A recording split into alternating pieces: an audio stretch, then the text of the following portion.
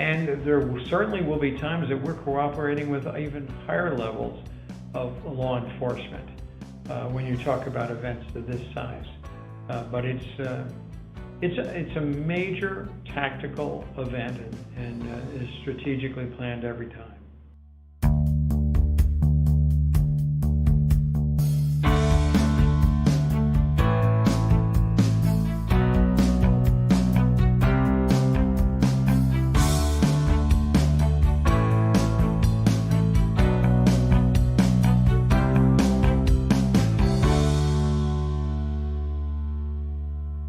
Welcome to another episode of the Gov Gab podcast. I'm your host, Brian Andreyko. Thanks again for being a part of this episode, and excited to introduce our guest for today, Mayor Jim Lane with the City of Scottsdale, Arizona. Mayor Lane is in his third term as the mayor of Scottsdale, and prior to that, he was actually in the city council for one term prior to running for mayor. So he's got a lot of rich insight and experience on, the city as a whole, things that they're dealing with, both as challenges coming up in the future, but also a lot of the positives that are going on there and things that they've done, over the last 10 years since he's been the mayor to improve the city, to improve the communication, and just make it an overall better place, not only for the citizens, but also businesses as well as tourists that come in throughout the year. So excited for you guys to listen to this wide-ranging conversation with Mayor Lane. So without further ado, let's jump into our chat today with Mayor Jim Lane. Mayor Lane, welcome to the podcast. Thanks for joining this evening. Glad to be with you. Well, so I wanted to start off. So, obviously one of the things that, we're doing here with Gov Gab is we talk to a lot of mayors and city managers across the country. And I'm always intrigued, especially from a mayor standpoint, is, how this all started for you. And I don't know if it started, some folks have said, hey, when I was a kid, I kind of got involved. Others, it was later in life. Can we start there? When did the idea of getting involved in local government, when was that something that the inception in your mind? When did that happen? Well, it wasn't something from early childhood or even school, my school years, one way or the other through college. My intent was always to be involved in business, and I got my degree in accounting and finance and went to work for CPA firms. So I was business oriented really from the get-go. And I've worked for a number of companies in a financial capacity and in an executive officer position, president, and then my own companies. And so I've worked and owned and operated to different extents, but nevertheless in aviation, construction, electronics. My last two companies actually were technology companies and ISP in the early years, and also a network integration company. I've done other things, but most of them were on sidelines while I was doing some primary businesses. So my background is business, and how I got engaged into it ultimately was just from the standpoint that I was doing some volunteer work for the YMCA, and someone came to me and asked me to consider being on a task force for the then mayor of Scottsdale on fire and EMS. And it was about a 9-month project, and I made a presentation to the council, and it went over well, and everything was copacetic. It got the desired results of what they wanted, and they went from there.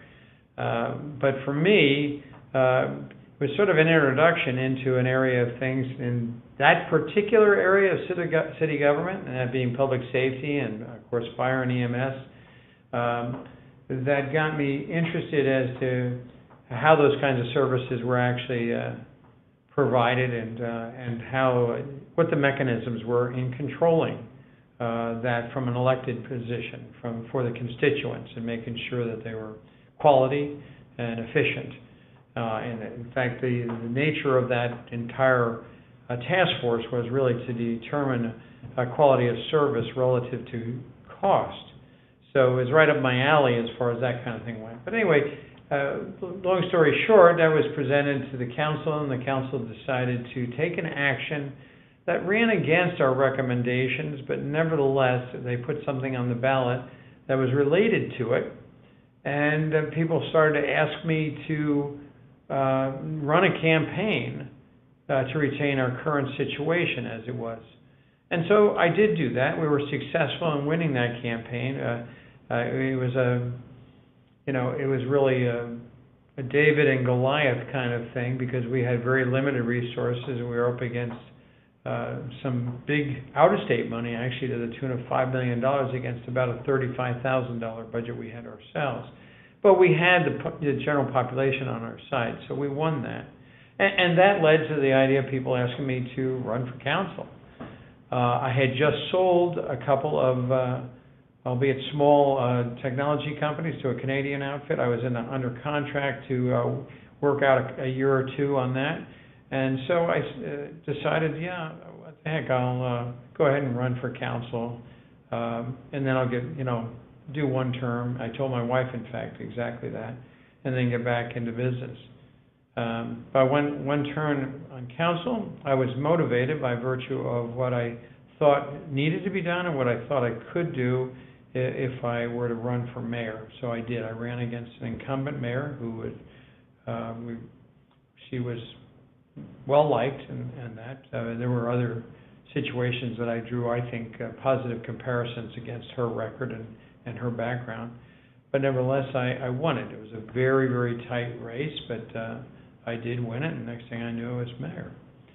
And I've subsequently have won 2 other terms, and term limited to 3 mayors, so I'm now in my 3rd term, about halfway through. Something we haven't talked about too much on the podcast, but I'm actually curious now that you bring it up is, how does how do you prepare for an election? Obviously, it's not like a presidential election. We know all the jazz that goes on with that, right? But what are some of the different things that you had to do to prepare for it? Were there different debates set up? Like, how did you guys do it there in Scottsdale? Well, coming right out of the box, probably a good thing to do was to have been on the task force. So I had some idea of a major issue and, frankly, how governance applied to those kinds of services and constituent concerns in those areas. So that was helpful. Then being on council before being on running for mayor was also helpful, because it was more instructive of the other areas that I had real interest in and probably had some just general business background in that I felt that would apply well running for mayor. And budgets are a big part of any local government element. And so, I felt very comfortable in that arena as far as the kind of questions to ask and the analysis of some of that. So that was a big part of that, along with some other functional business kind of things. City government is it's a municipal corporation. It may be fund accounting, but the only real difference is that the discipline in private sector is the bottom line. The discipline in the municipal corporation is essentially your elected body. They have to be watching out for efficiencies. They have to be watching out for effectiveness and quality of service on those things. And there's a bit of a difference in structure. As I came into the office, I made some pretty big changes, now with the public voting on it, but submitted reforms to our charter to accomplish some of the things I felt were necessary. Was there anything you were nervous about leading in? And you can even talk on, going to council the first time or when you were running for mayor.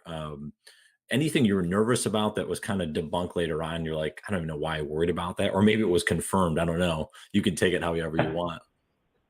It's funny. I don't know that maybe a lot of people would make the same statement. Having been in business and been in leadership positions in businesses, I felt pretty comfortable about a presence. But I will tell you, what I really wasn't probably ready for is the extent of public speaking that I would need to engage in. Impromptu as well as organized and structured and scripted kind of thing. I can talk like anybody else, but to talk intelligently about things one of the first things I found was absolutely necessary is to gather as much information as I possibly could about all areas. And in a very real sense, I probably took on, particularly as mayor, took on a major effort to educate myself to the fullest extent I could in everything, so that I had a working knowledge of it. Doesn't mean I had an answer for everything that ever was asked of me. Of course, anytime you go to speak, there's Q&A sessions. And you can always say, that's not something I have, I know exactly directly, and I maybe can get back to you or we can talk later. But you want to make sure that people know you're engaged. And so being engaged means you're going to know sort of at least a 30,000-foot view of things. And so that was an important thing for me. And I suppose, was I nervous about it? Yes, to some degree, and it may have all revolved in part being public speaking. But it comes with the territory. I don't mean to say that I've never given it a thought since, but at the same time, that was probably one thing. I was nervous. Running a campaign,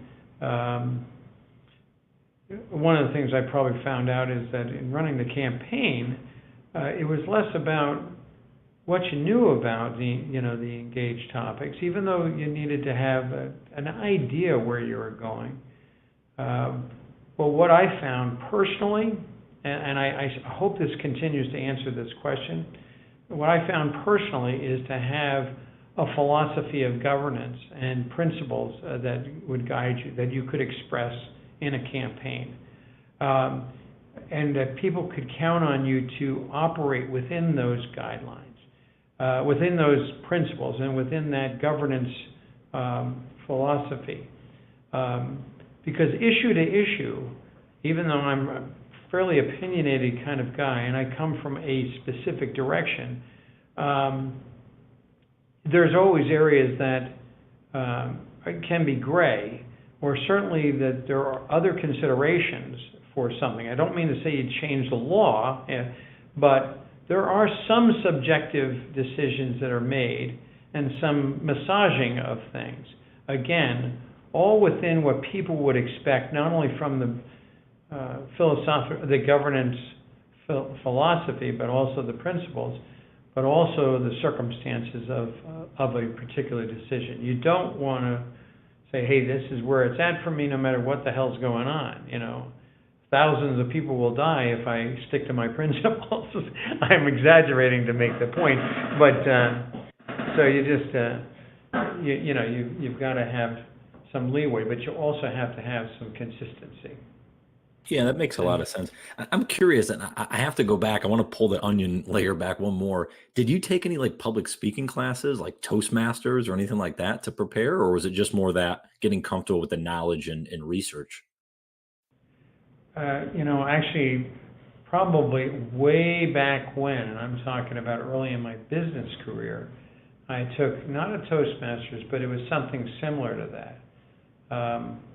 And I may have relied a little bit on that, but it's hard to say. It was a long time ago, decades before I got into public office. But I also had occasions in my capacity as president of the airline and other things where, I was called upon to talk about a subject that I knew very well, And it was a little different than government, where if you know the airline business, you're in a pretty good position to you're going to know a good bit about every aspect about that business. And frankly, most people aren't looking for you to talk about every aspect of the business. They do want sort of a wider scope of things, particularly if you're planning some new change. You're in touch with those things. So it was helpful, and maybe part of that was that getting to know the topics, and city government is pretty diverse in the range of things it does. But so getting to know all the different things, it's like a lot of different companies actually wrapped up into one, all consumer related kind of operations absolutely.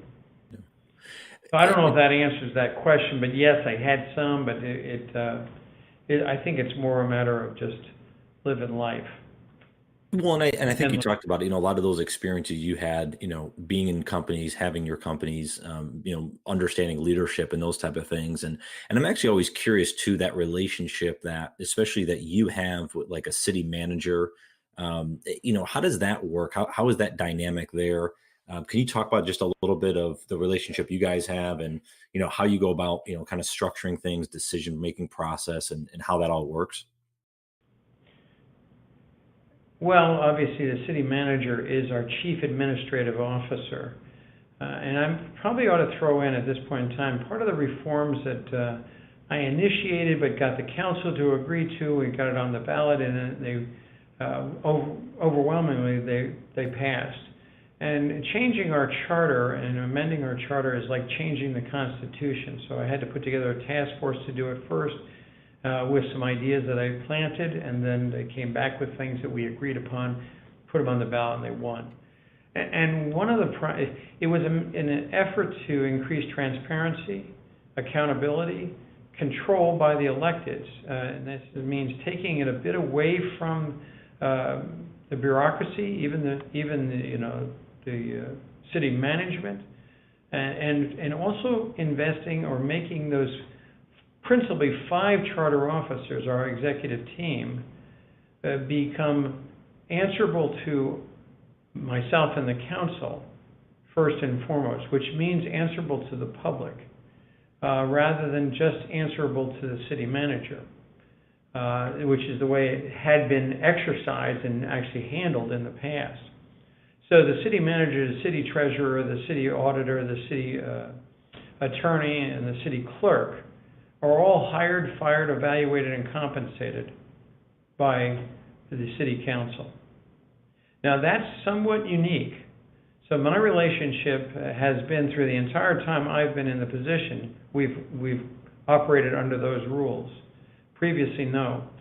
So it was a trial. It's now being studied actually at ASU and other universities across the country on their MPA programs, just simply because everybody wonders how it'll work. I won't get into the history of the struggles we had in trying to get that passed, but also then getting it implemented by a status quo bureaucracy that really did not want it to happen. So it was a pretty big change. But anyhow, has it been successful? I think it's been exceedingly successful. But as I tell my fellow council members, and I sit, obviously as mayor in a little bit different position than they individually do, even though I need their support to make any changes, and we have made changes on our charter officers' position on the basis of their inability to deal with the structure.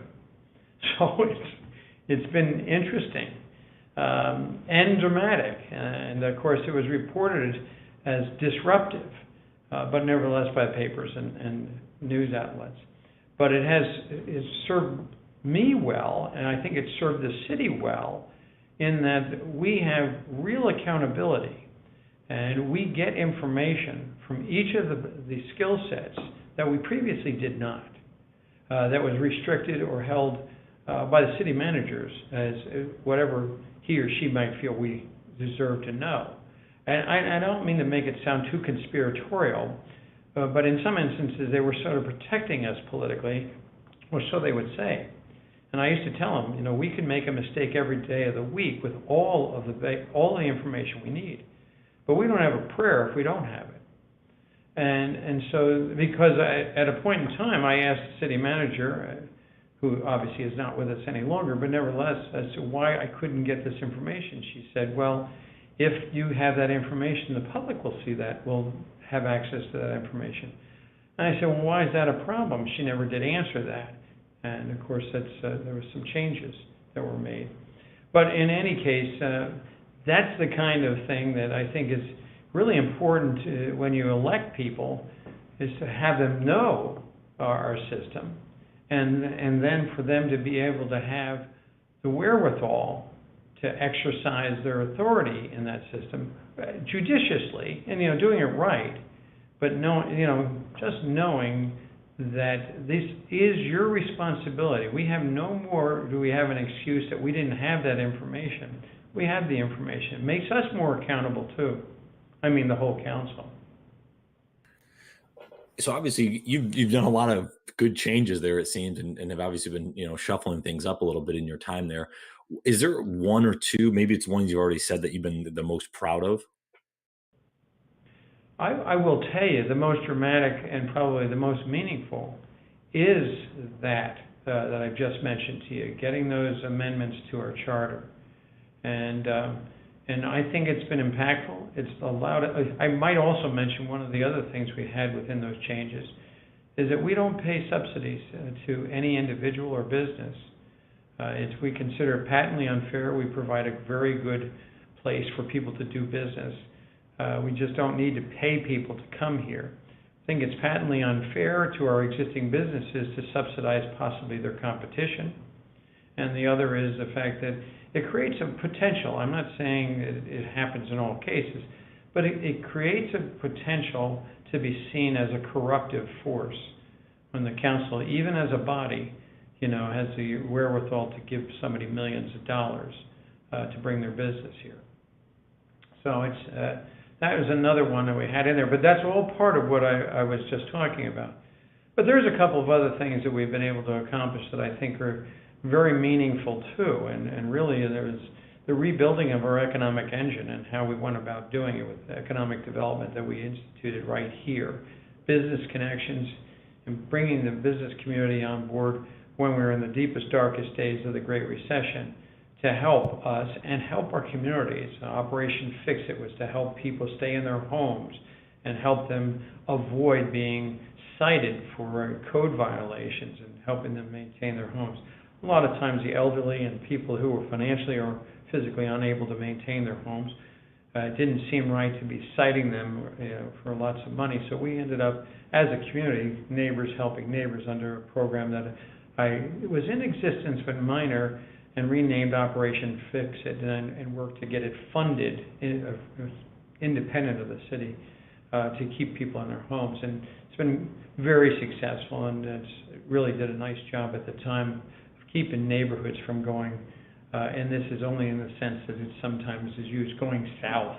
If you've ever heard of the broken window effect, once the neighborhood starts to go bad and gets a little sleazy, maybe taggers or broken windows, and that suddenly valuations drop off like a rock, and the neighborhood goes bad. So it's been my contention, better to save it before it gets there than it is to try to recover it later. Yeah, and it's always interesting too. I mean, one, those are some great initiatives. I'm glad you were able to, kind of get those going and move forward with them. One of the things I also want to talk about was, and I had done some research prior, looking at the different priorities of the city. How do you all come up with those as a group, kind of looking very futuristic, right, and forward thinking many years? How do you guys decide on what are going to be the main priorities going forward? Is that collective with the citizens' involvement? How do you guys go about that? Well, an awful lot of times, obviously, we have master plans. We have a lot of master plans that we end up paying a good bit for, and then they get shelved. Oftentimes because they're not fundable, because they're too dependent upon government expenditures and taxpayer funding. And that's a careful area. The plan that we implemented many years ago now, if you don't know, I've been in the office I'm in my 11th year in the office now. But many years ago, the idea was, hey, we wanted to rebuild our economic engine. We wanted to have a measure of control as to what happened, but at the same time, I wanted a free market response to this. If we start dictating what it is we want, that means taxpayers are going to have to pay for it, or we're going to have to subsidize somebody. And when you manipulate the market that way, sometimes it becomes damaging. You just never can quite tell exactly what the end result is going to be. Now, some people would say, well, if you just let the market, what if they overbuild?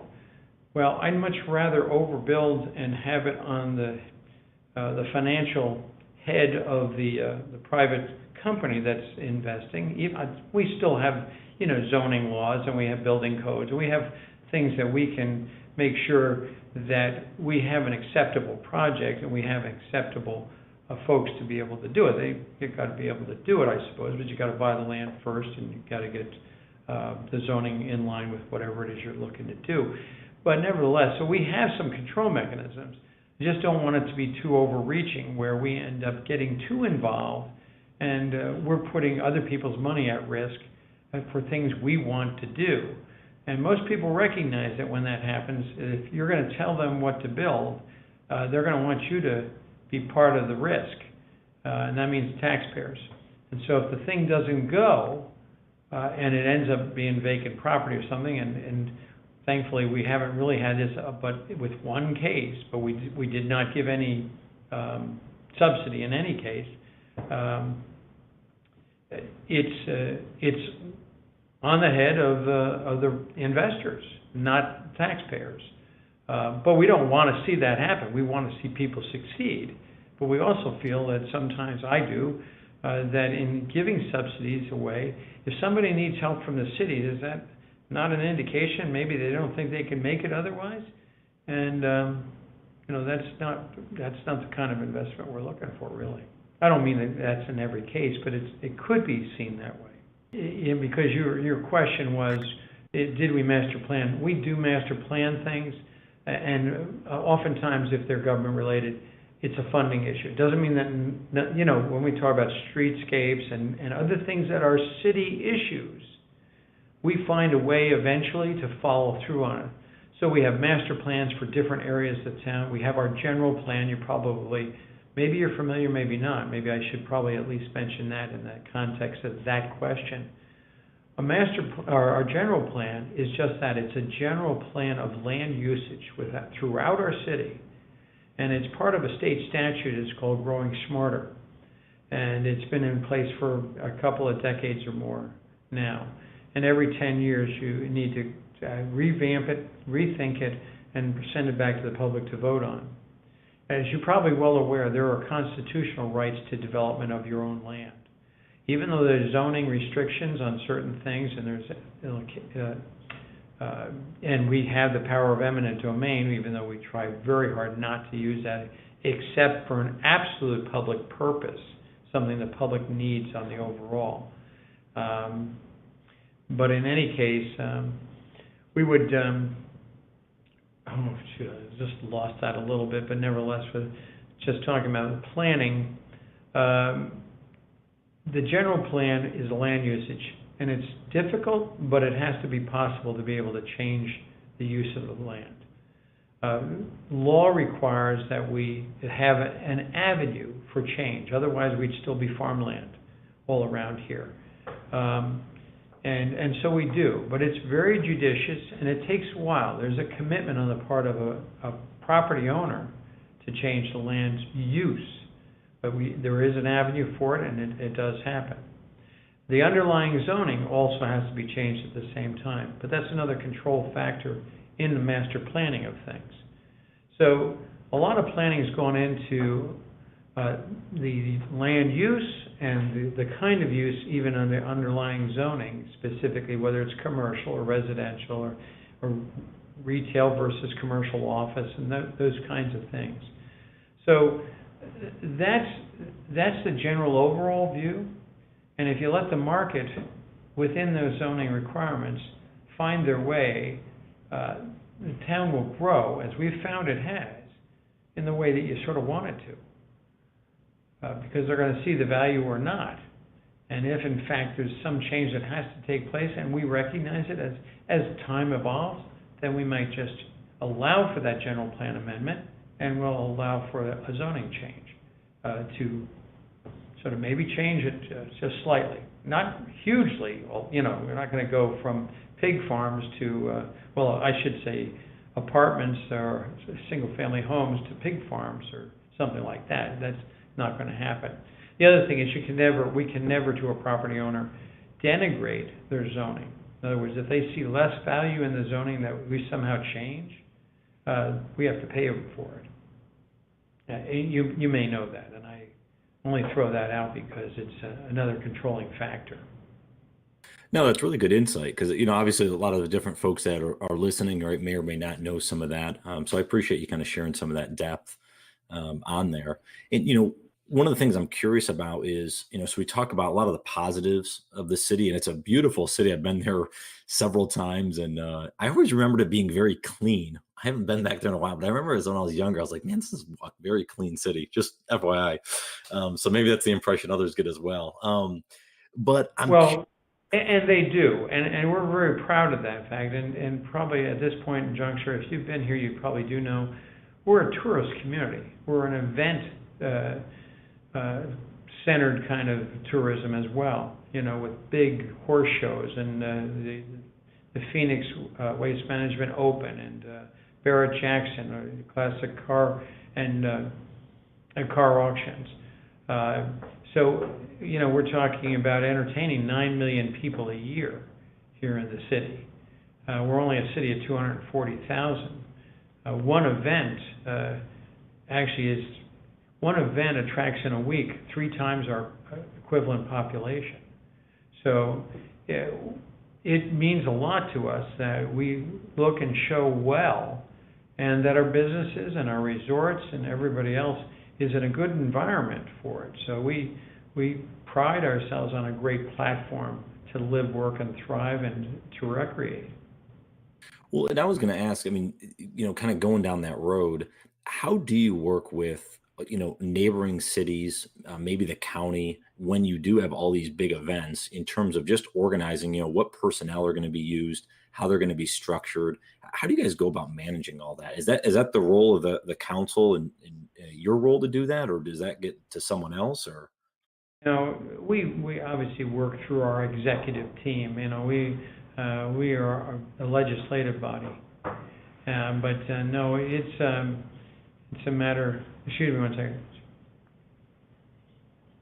Okay. So we more or less set policy, but we do hold our executive team accountable, as I mentioned before, as far as our role with that executive team. And so we really keep a close eye on it, but I will also tell you that without a doubt, that city manager's position, and you asked earlier on, and because it's still the chief administrative officer, that's a critical position for us. My relationship with the current city manager is, I think, very good because he's probably one of the smartest city managers that I've had the benefit of working with here. So he's, we are able to really, I think, talk through an awful lot of things, just he and I. But nevertheless, he's got great crews under him. Of course, public safety and fire and EMS, which obviously is all part of the same first responder kind of activities. But also we collaborate and form partnerships with our healthcare facility, our community and other security forces. When we have the Open here, for example, we're over 770,000 people here. It's a city unto itself every day, somewhere in the area between 150 and 240,000 people on the properties. So it's huge, but we've grown up with this, a lot of the people, and we have documented how we do this. We have actually almost like what you might call field hospitals out on the course when there's that many people involved.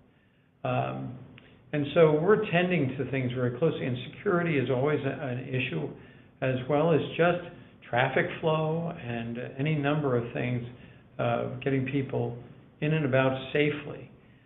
So we've become a training ground for others who would like to at least understand what we do.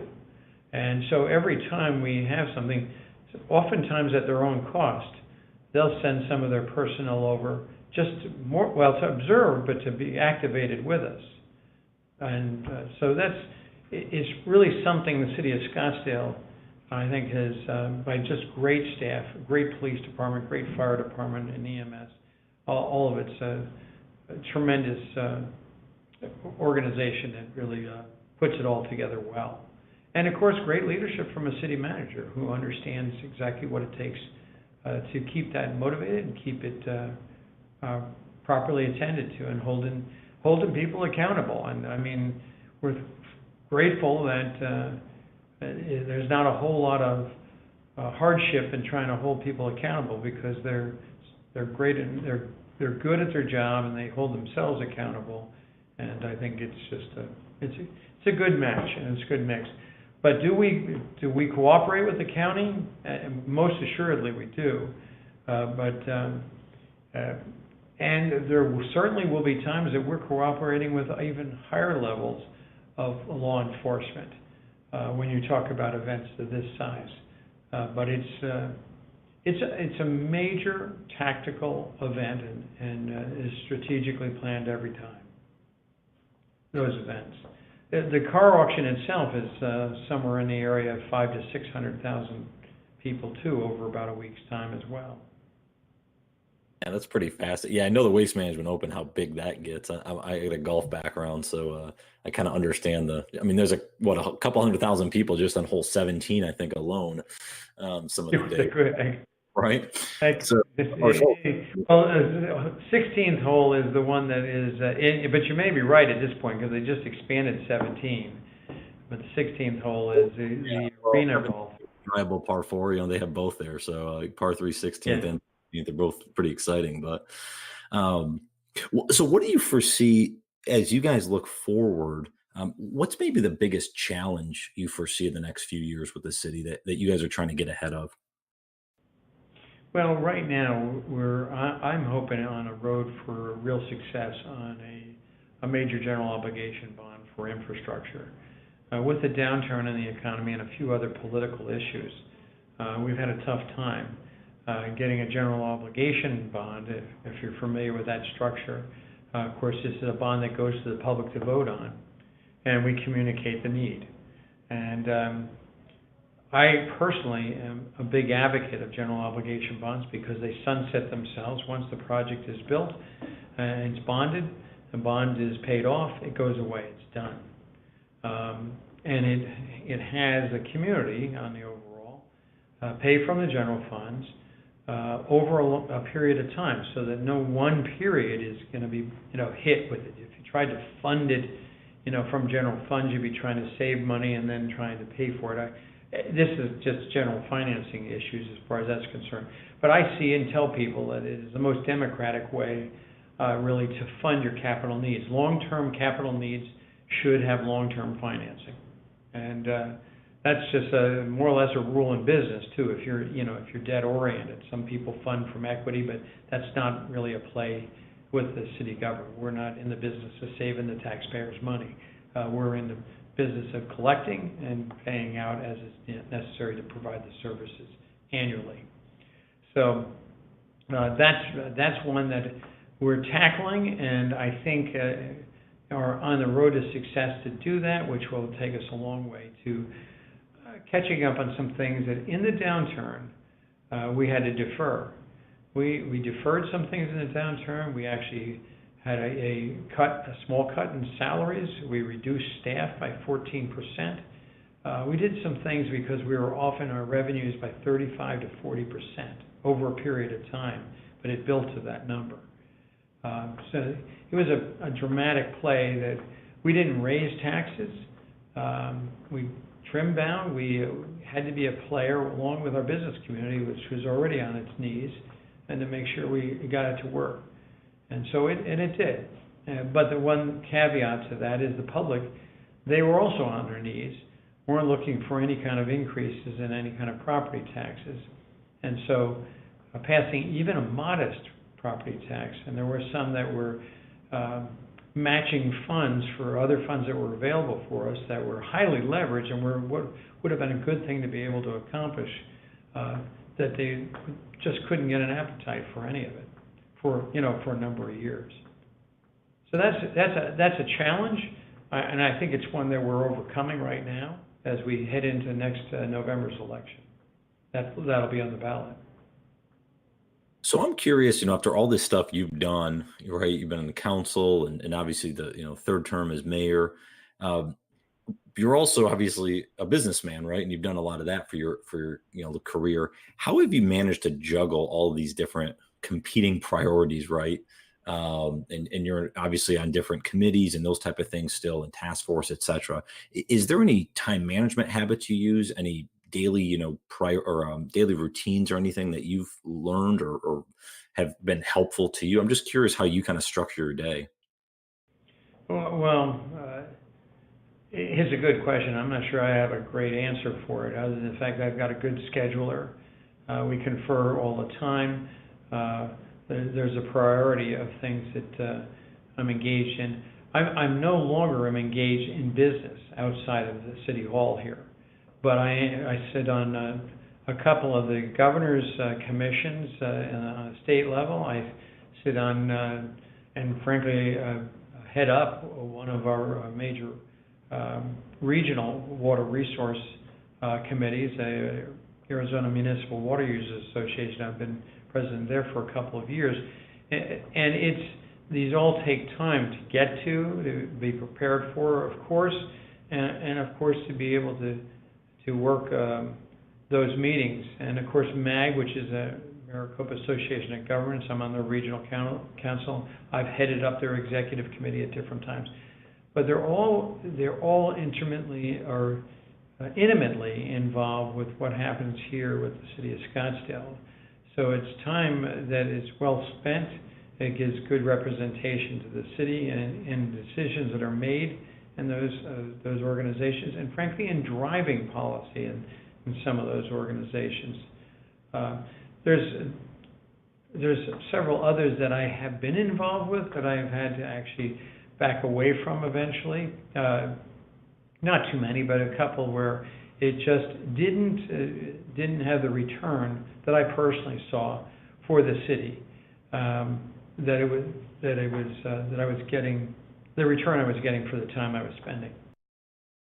Let me ask you this to kind of end on is with all your experience, I'm curious, and you can take this in a couple ways. I'll let you, however, whatever path you want to go down, or both.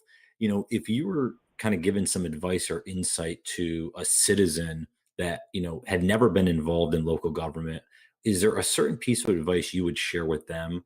And at the same token, and it may be similar advice to someone that has been involved a little bit, but now maybe to get involved more in council or run for mayor of their own local community. Anything you'd share with those different groups that you've learned in your career? Yeah, I would say, and this is a question actually that is asked somewhat frequently. I mean, it's not every day, but nevertheless, and particularly by younger people. And really, I'd say my advice is always to bring something to the table. I don't care whether you're a stay-at-home parent or whether you're a farmer or anything else. If you've had to make a living, work-a-day world, and you've been out there dealing with things and budgeting for yourself even, but frankly, the greater extent of background you can bring to the table, I think the more positive not only your opportunities will be, but how you'll be received in a campaign. People who come and decide they're going to run because they're angry about one thing, and you might just call them single issue candidates, generally have a rude awakening when they get involved. Now, they may have some background in other things, but if their intent is just to change one thing, there's going to be more expected, and sometimes that becomes a little distressing for them and difficult, even in getting elected, because people are going to want a better rounding from somebody. With young people, I think having a life experience is really important. It's not that we're here telling everybody else what to do. I'm talking about in elected office. We're not. But we do set policies that do affect people's lives. And we design those policies on the basis of what we think is good for our general population. That's what we all hope to be thinking all the time. And so you need to have a sense of how this would impact you on the outside. And I mean, I'm talking simply, but some of this is not as clear cut as just saying, how would I react to this law or this particular regulation or something. So it's just good to have a good sense, and you best like people. I think it's important to like people. That's a good place to start, Yeah. So I don't know if that's what you were looking for. I tend not to try to get too detailed about that kind of thing, but nevertheless, that's sort of a little bit of a philosophical thought about it. I like that approach, and I think it's, like I said, it's important that anyone can get out there and help their community, right? It doesn't have to take some special random person, right? It could be really anyone, as long as they're committed to obviously helping improve. So I certainly appreciate that insight there.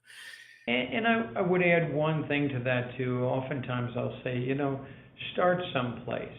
Be on a task force. Be on a commission. If it's talking about mayor, be on council first.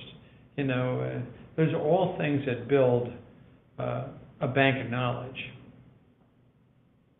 Now that's great insight. I'm taking your advice. Actually, I just put in my application for the town of Cary, where I live in North Carolina, to be on a committee. So I'm excited to hopefully get chosen and start serving a little bit. So I think others should take that advice as well. Yeah, I think it is important. I mean, it's just important, I think, because communities deserve it. But congratulations on that personal decision to do that. I mean, to get engaged on that level. Well, Mayor Lane, this has been awesome. I really appreciate you taking some time out and chatting on here and giving some really insight around the city of Scottsdale, and obviously a lot of things you've learned throughout not only your business career and how that's helped in being the councilman and mayor, but obviously insight into the city as well and how you guys are developing and changing. So thank you so much for the time. It was really awesome. Well, certainly, I appreciate having the opportunity to talk to you too. So you're certainly welcome on the one hand, and thank you for the opportunity as well. Hey everyone, just one more quick thing before you run along on your day. Please head over to iTunes, leave us a quick review, give us a rating, let us know how we're doing so we can make this podcast better each and every episode, and really put out a good product here for you guys to listen in and learn a little bit more about your local communities and some of the folks that are running them. We certainly appreciate you sticking in, listening through these and providing that feedback, and hope you guys will join on the next episode. Take care and have a phenomenal day.